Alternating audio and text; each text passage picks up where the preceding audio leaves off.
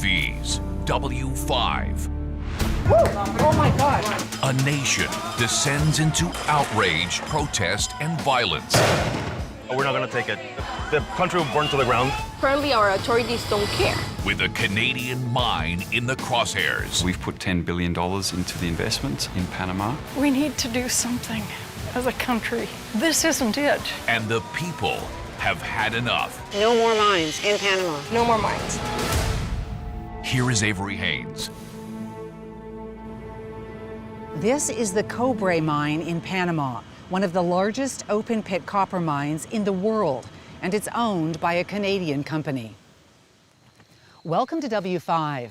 These giant boulders have been placed at the entrance to the mine to stop protesters from storming the facility. And that's because what's been happening behind this gate has sparked an uprising right across Panama with allegations of corruption, environmental damage, and years of unkept promises.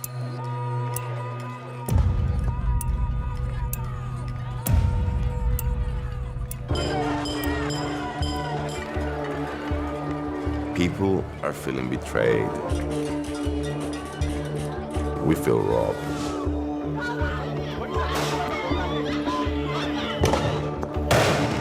We're in war right now. At war. And the enemy is a Canadian mining company and the Panamanian government. If we have to die in this way, we won't die for our country. Mass protests have paralyzed the country, including here at Panama's largest university, where masked students with rocks and homemade shields have taken over their school. You can see the protesters are moving really close. They launch rocks at the police and are met with rubber bullets and tear gas in return. This is obviously a symbol of the rage that this country is feeling because of mining. And it's a Canadian company that's responsible for this anger. Watch out, guys. We get caught between police and the protesters. Incoming. Just stand back, stand back. Oh my God. And then a tear gas canister lands too close for comfort.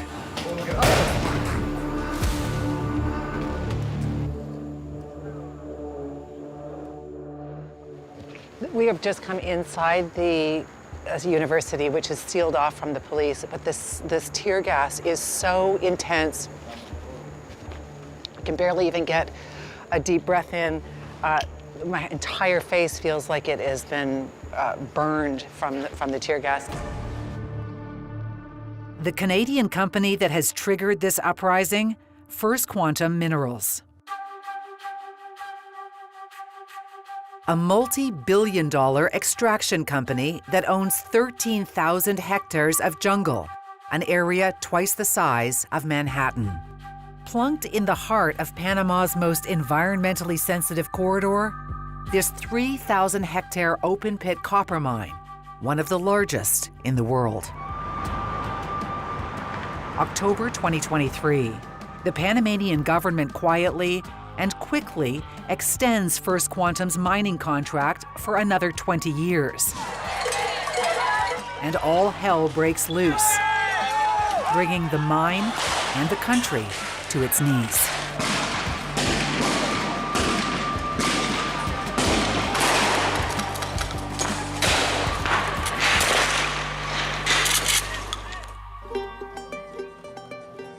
For more than a month, vital arteries have been severed by blockades, grinding the economy to a halt, leaving store shelves empty and schools closed.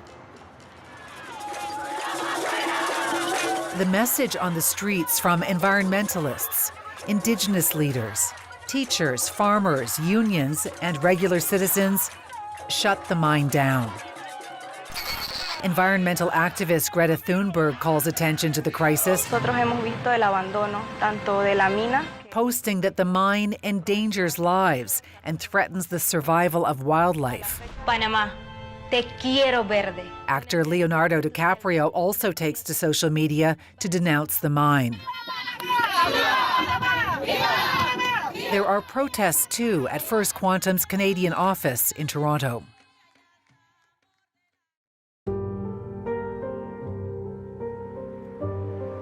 After a night of skirmishes with police, the students who have been occupying their university allow us to enter a campus that feels more like a ghost town. The students have been sleeping here, eating here for 33 days as of today. And they say they absolutely are not leaving, not giving up until the Canadian mine, First Quantum, is shut down. But it's eerie walking through here. They're, not wanting to show their faces because they know that if they step outside the gates, they will be arrested.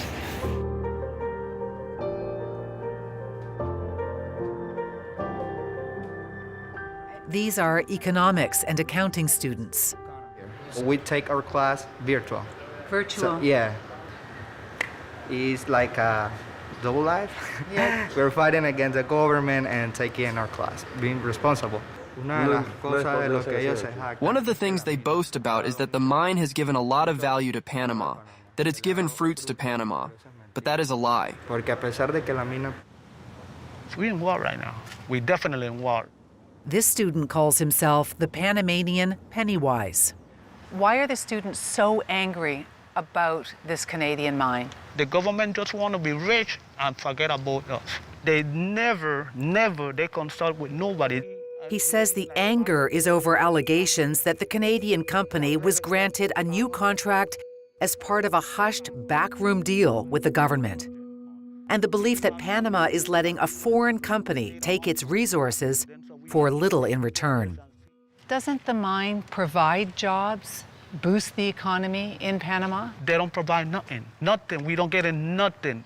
We've seen that it's nothing wrong against the Canadian. What affecting us is that we are Panamanian. We see that there's a lot of abuse in the country.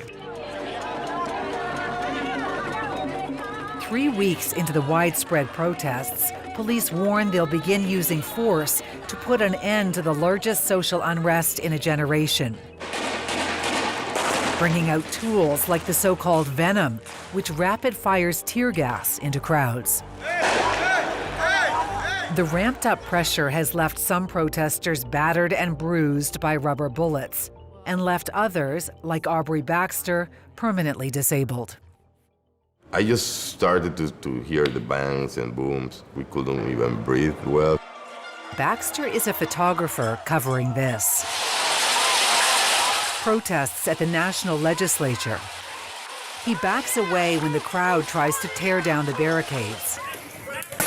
He keeps his cell phone recording and captures a police officer who appears to be targeting him. I felt somebody coming from the side. I just saw the weapon straight to my face. Watch the video as the officer aims and fires again and again.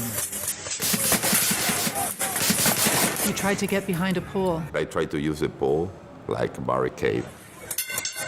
You can hear the pop, pop, pop as the officer takes more than a dozen shots. He's hitting there. Everything that is hitting on the pole, it was towards me. And that's where you got hit? That's the moment you got hit? Yes.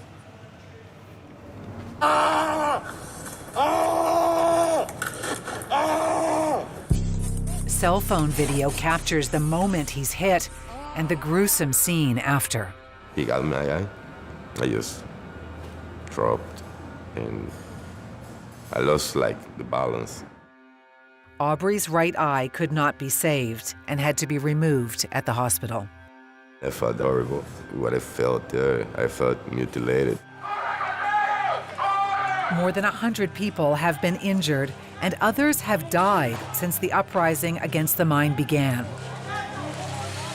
People already are feeling betrayed by all that is institutional in Panama. It's not just the mining. Many things that are linked to corruption. People are tired of that. Back at the university, students get ready for another night with an ominous warning. There's already blood that has been spilt. If that mine remains here, there will be more death. Is violence the answer to this? Panama is a country that have a lot of money, but the money just goes for the richest people. So we're ready to die, but we're ready to die for our country. Patria o muerte.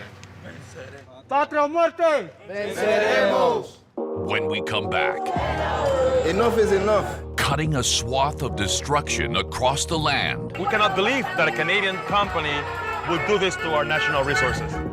When W5 continues, You took advantage of a senior citizen. vulnerable victims I can't believe I was duped. of deceptive door-to-door deals. They sold them on just lies. W5 exposes high pressure, hard sells. You were warning them. It's in the fine print. Companies making millions, And they're still in business. holding homeowners hostage. They should be ashamed. An all-new W5 with Avery Haynes, next Saturday at 7 on CTV.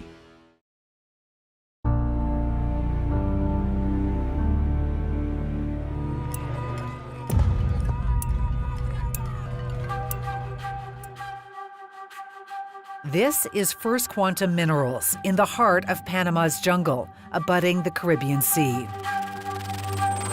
This one Canadian mine produces a staggering 1.5% of the world's copper, and it's now the most hated company in Panama. Protests have paralyzed the country, and here in front of the mine, a blockade. Nothing is allowed in or out. This mine worker was bound and detained by protesters. ¿Quién dio esa decisión para pasar así? Minera. He's accused of trying to barrel through the blockade in this company van, which was later destroyed by protesters. The man was handed over to police. First Quantum has been mining this land since 2019. Despite the fact that the Supreme Court ruled 2 years earlier that their contract was unconstitutional because there was no bidding process. It's devastating to know that we live in a country where laws just don't apply to everybody equally. Joanna Abrego is a lawyer with an environmental group called SIAM, which launched the legal battle in the Supreme Court. The Supreme Court ruled that the contract given to First Quantum was unconstitutional, but it was operating from then until now. Exactly. This is totally illegal. Actually, our mining code explicitly prohibits the operation of a mine without a contract. The laws have been violated, and apparently our authorities don't care. First Quantum claims our legal position is that we were operating legally and that the government had supported that and continued to provide the assurance to continue mining. The rage that is ricocheting across the country is because instead of enforcing that ruling, the government has now renegotiated First Quantum's contract and extended it for another 20 years. People knew about the decision of the court, and this is part of our outrage and our indignation with all of this process, because the judiciary issued a decision and nothing happened. And now a permanent protest site has been set up at the Supreme Court. This sign accuses the government of being traitors and submitting to the gringos. These protests and blockades are costing the economy here an estimated $80 million a day in lost productivity. In November 2023, more than a week into the nationwide paralysis, Panama's president makes a dramatic announcement. Esta prohibición será efectiva a partir del día de hoy. President Laurentino Cortizo announces and on live TV signs into law an immediate moratorium on all new mining in the country. So we achieved a mining moratorium through a law after all the public outcry for mining, actually this law would prevent any new concessions to be granted. No more mines. No more mines. In Panama. No more mines. But not included? The First Quantum Project. And so Joanna's group, SIAM, and others have once again submitted arguments to the Supreme Court to have the new contract declared unconstitutional, and this time for the mine to be shut down.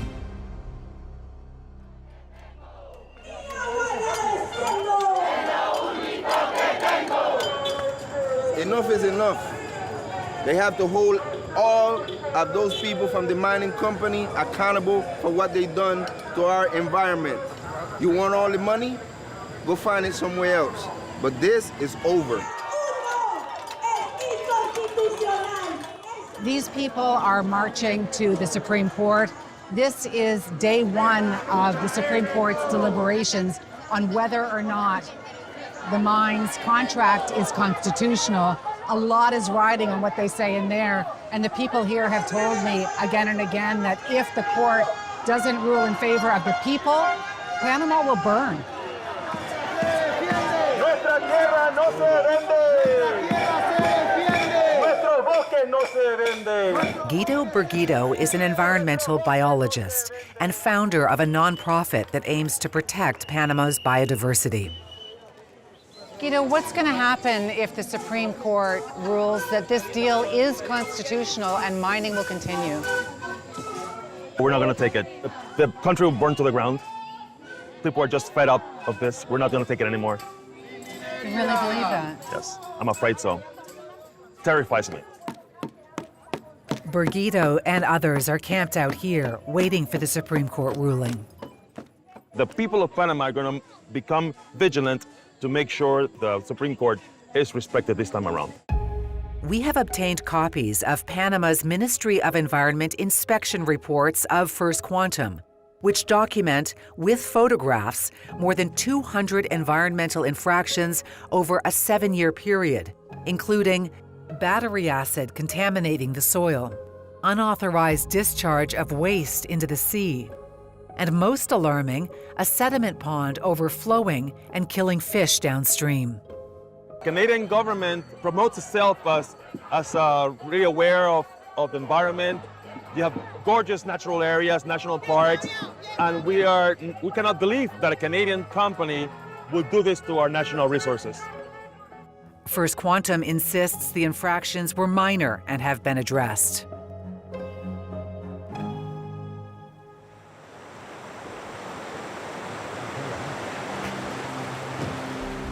We want to see the mine for ourselves, but the company has refused to let us in. And so we decide to access it by water. It means an arduous journey, hours down this river, past isolated communities. We're heading through the jungle to the mine. This is the only way we can get to the mine because the roads in and out, the two roads are shut down by blockades. The river leads to the Caribbean Sea and the mine's port, where a group of fishermen are staging a protest on the water. At this outpost, we need to change boats to head into open waters. It doesn't go as planned.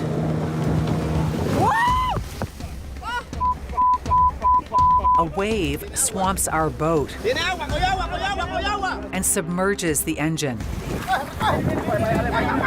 The fear of capsizing triggers a mad scramble from fishermen trying to rescue us. Oh, it snaps, it snaps. After a few tense moments, we are pulled to safety.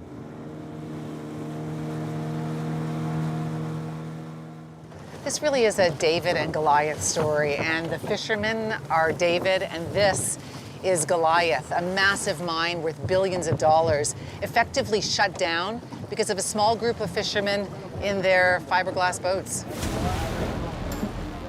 First Quantum has had to temporarily halt production because the blockade set up by these fishermen is preventing any fuel from being delivered to the port. It's extraordinary to me that a small group of fishermen were able to essentially shut down a mine. We knew from the beginning that this was their weak point. We knew from the very first day that by doing our protests here, we were going to accomplish and be successful. Battered by waves, with the naval police monitoring on the horizon, the fishermen share their message. This is a Canadian mine that you are protesting. What do you want them to know? Panama doesn't want a mine. The people don't want a mine. Let us live at peace and be happy with a healthy environment for our generations, for our children. We don't want to see our country destroyed. And they have reason to be concerned. This 2019 government report reveals the mine has been discharging wastewater, chemicals, and metals into the water at the mine's port near where the fishermen live. How does this mine impact all of you? Well, it affects us in the contamination that they've poured into the rivers, the deforestation, and that we don't receive benefit of any kind from them. And basically, they said there would be development for the people. That was false. They didn't make the roads. We don't have medical clinics. We still have schools and huts. It was all a deception, and to this day, they still deceive us. That sense of deception is felt from the sea to the land. This is the town closest to the mine. It's called Coclecito. Now, the people check. Jorge Vargas has lived here his whole life. He remembers the promises made decades ago when the mine was first being built by a different Canadian company before First Quantum took over the project in 2013. Nos vendieron la idea. They sold us on the idea that there truly was great development coming for this area. They even told us we were going to be like Dubai, at the same level as Dubai, because there was a lot of wealth. Did they really say that Coclecito was going to be the next Dubai? They present the community with a model, with roads, with buildings, with beautiful gardens, with parks, with a recreational area, with a modern infrastructure for Coclecito. And we all said, wow, how pretty. We're going to do good. And everybody clapped. And after 25 years, we still don't have running water. We in reality live in very noticeable poverty. Vargas is a community leader who is running for mayor of Coclecito, and he takes us on a tour. It's very bumpy. Yeah, it's no asphalt any place of Coclecito. We drive past the tiny hospital with a broken ambulance and the sad town square that was supposed to be so much more. This is the big park that was supposed to be so huge and beautiful.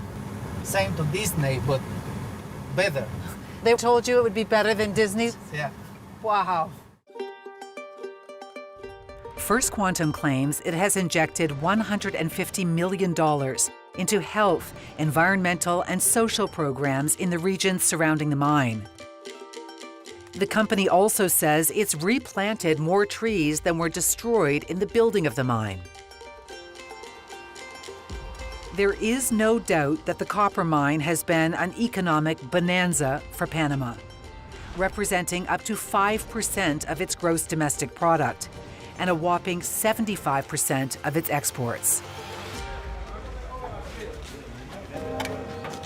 But those numbers mean little to the fishermen who have set up camp on First Quantum-owned land next to the port.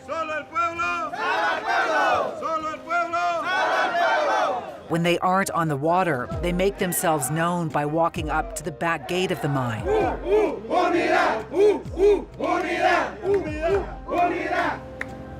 And if any supply ships try to reach the port, they mobilize. You've already been here for a month now with this blockade. What if the Supreme Court and the government say this mine needs to stay open? I think that this will be an unstoppable war. If they take our lands and contaminate our rivers, what will we live off? What will we leave our family members and our children? We are fighting for that mine to be shut down. We know it won't happen overnight, but we want it to end. Coming up, grinding the mine to a halt. We have anger and distrust towards Canadians. When W5 continues.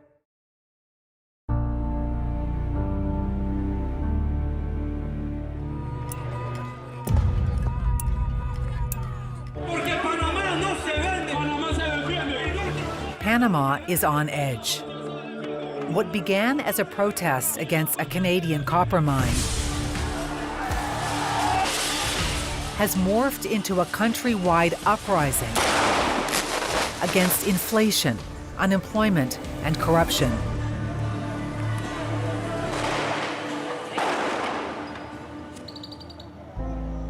The Pan American Highway, a major transport route, has been turned into a parking lot.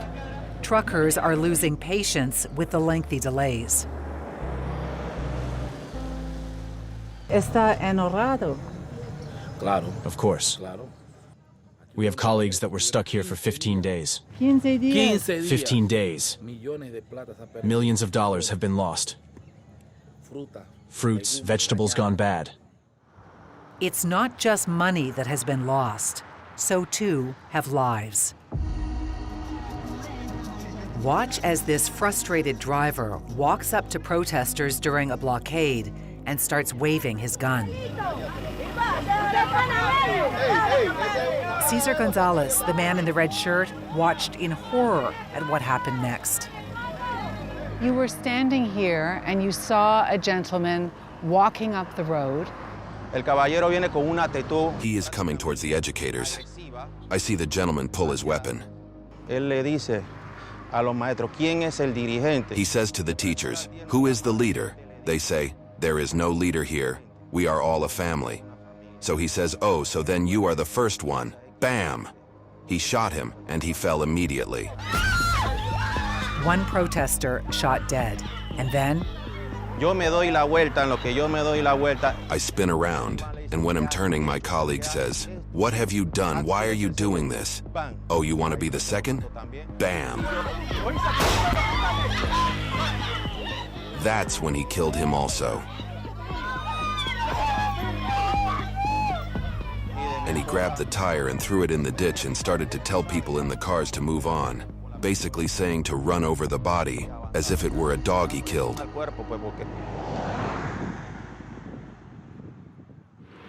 Where was he shot? What part of his body? Here. Jacqueline Mendoza's brother, Ivan, was one of the victims. He was a welder and a father of two. Why did he feel it was important to go to this blockade, to go and protest this mine? As any Panamanian. It's the destruction of Panama for our children, so I can imagine he had that same mentality. We knew we had to fight for that. We went every day. Rain or sunshine, we were there. No se merecía eso. He didn't deserve that. It's so sad. Es muy triste. Muy triste. Very sad. Very, very sad. Muy, muy triste. The shooter is identified as 77-year-old Kenneth Darlington, a retired Panamanian American lawyer. He was immediately arrested and charged with 2 counts of murder.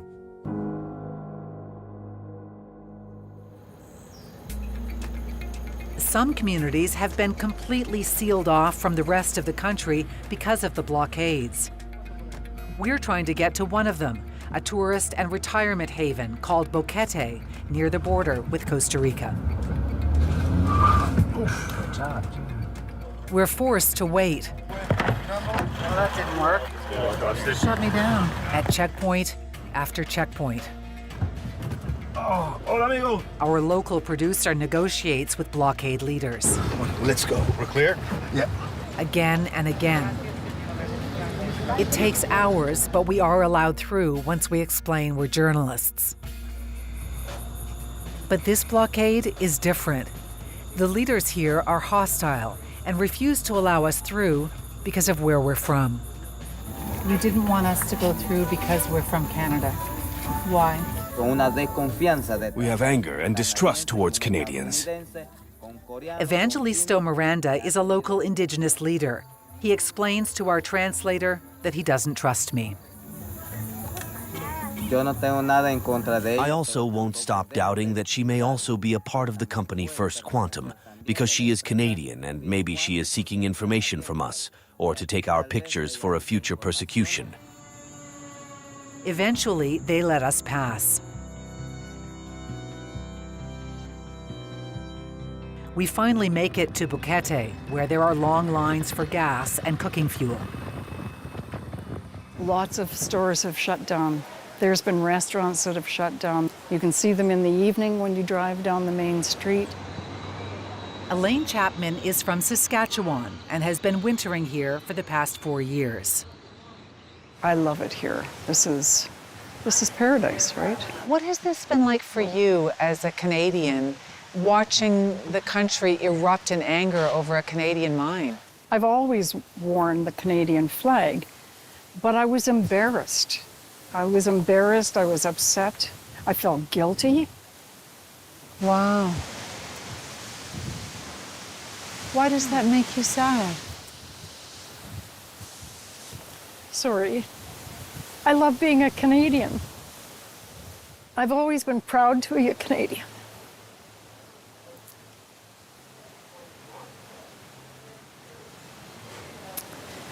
But the fact of this being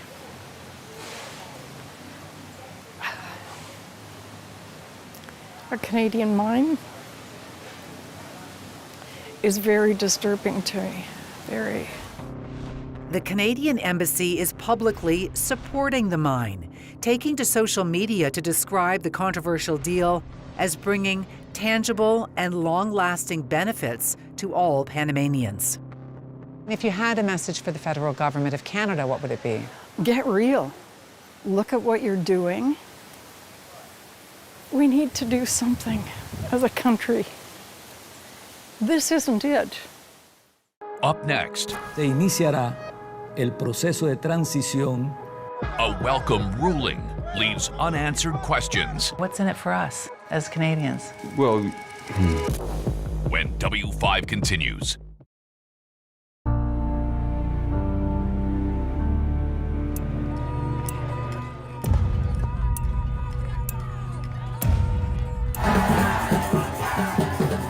It's November 28th, 2023, Panama's Independence Day. After 4 days of deliberating, the Supreme Court reaches a decision on the constitutionality of First Quantum's mining contract. Hemos decidido por unanimidad declarar inconstitucional toda la ley. A unanimous ruling. The contract is unconstitutional. There is jubilation in the streets.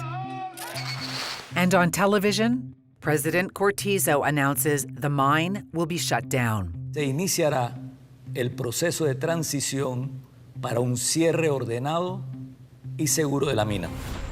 The mine is done. No hay palabra para describirla, no hay palabra. Como panameño y como educador. It's an emotional day for protesters who have been blockading the entrance to the mine for more than a month. It's the best thing that has happened for our country and for all the future generations of children we have here. Let this mine close. But for many of the 7,000 employees, the ruling means unemployment. Hoy amanecemos con la noticia de que a los trabajadores y mineras se nos va a suspender contrato, a todos. An estimated 30,000 others will be indirectly affected.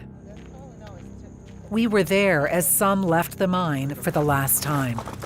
What will you do for work now that you're not at the mine? Buscar trabajo. I have to look for a job because I haven't retired yet.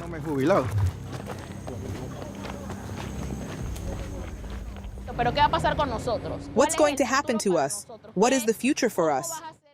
Nixia Ogilvy never thought her job would lead to death threats.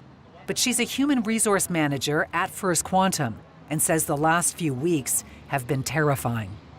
It's difficult. I get threats through email that they're going to kill me, that they're going to kill my family, my daughters. She believes the government has buckled under that mob mentality. The people in Panama were not all against closing the mine. Mostly the discontent was towards the government.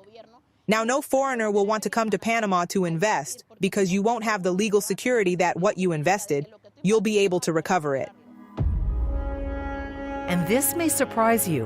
While environmentalists are hailing the closure as a victory, the reality is a potential environmental disaster is now looming.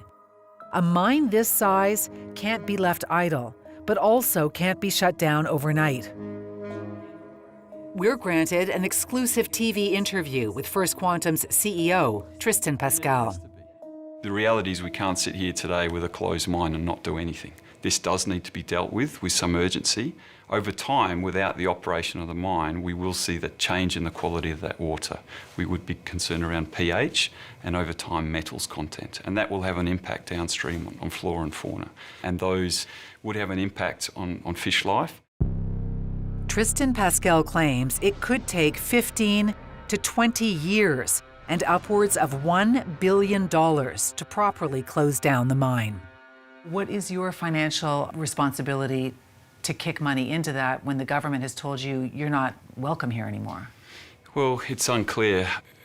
We've put $10 billion into the investment in Panama, but this is one of the major questions we have as to how this is navigated.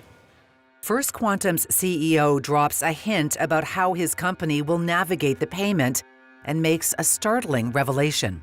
Have you proposed to the government of Panama, listen, we will kick in the money to close down this mine properly, the millions of dollars that it will take. Let us continue mining while we do that.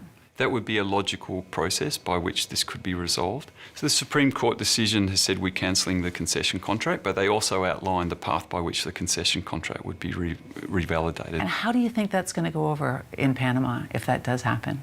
If the mine cranks back up again? I think it's to be navigated as part of the questions as to how that is resolved, but certainly some level of activity is required. I mean, the alternative is available, that you walk away from a mine, but it's not the right outcome, not in the best interests of the country or the company in the long term. Again and again in Panama, we have heard anger directed towards the Canadian mine. Its headquarters are in Canada, and it trades on the Toronto Stock Exchange. But the CEO is Australian. And we had to travel to London, England to interview him.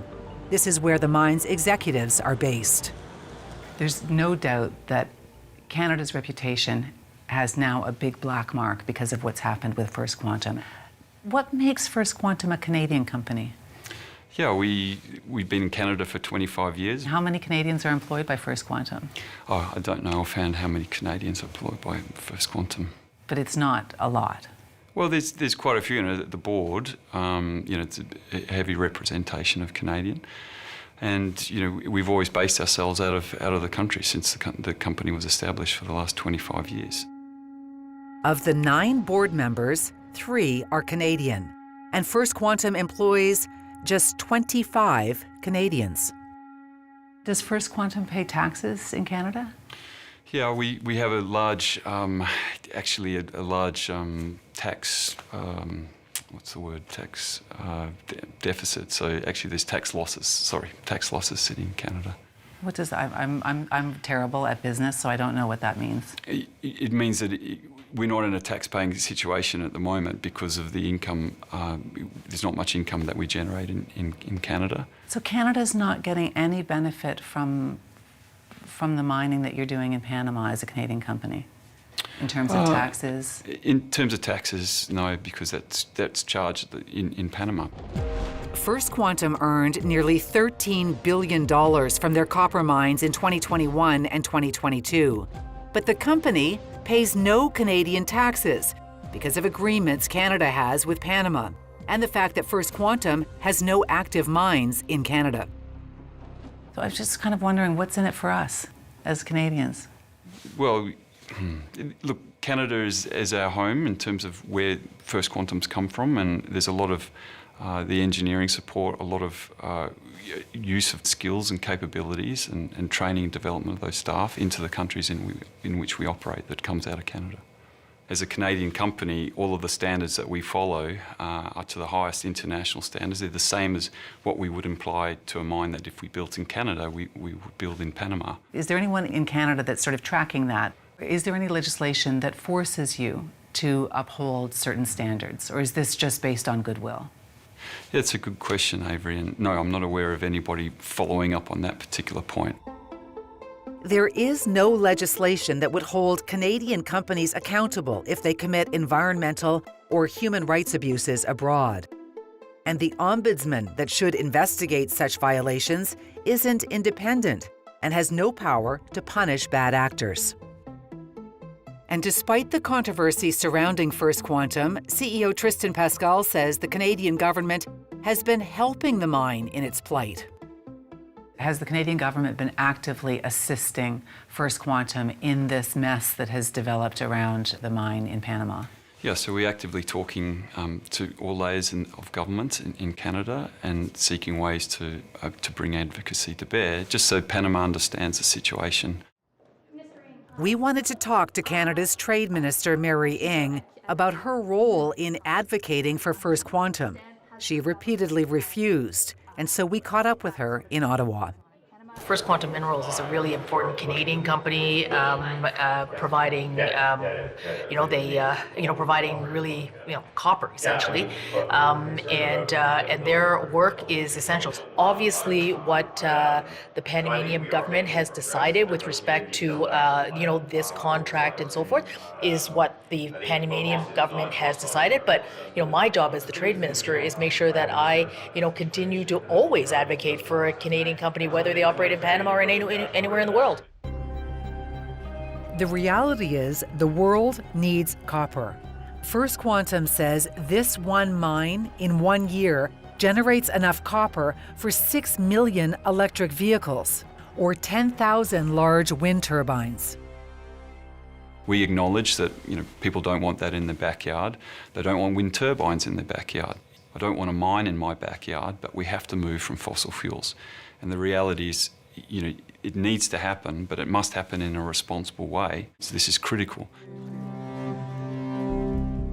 Despite the Supreme Court victory, the mine is still the site of blockades and protests. The people here say, find another place to get your copper.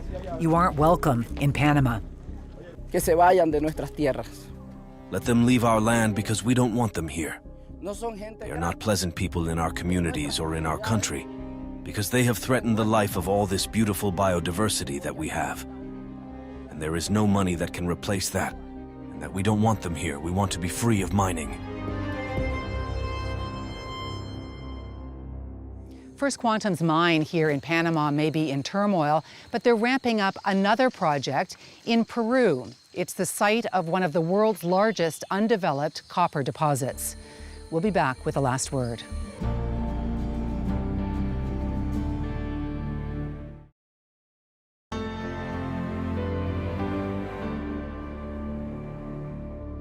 Jim Henson was in Toronto recently, not for Sesame Street, but to produce a children's special, Emmett Otter's Jug Band Christmas. In 1977, W5 joined Jim Henson on set to talk about movie making, puppets, and the creation of his wondrous Muppets.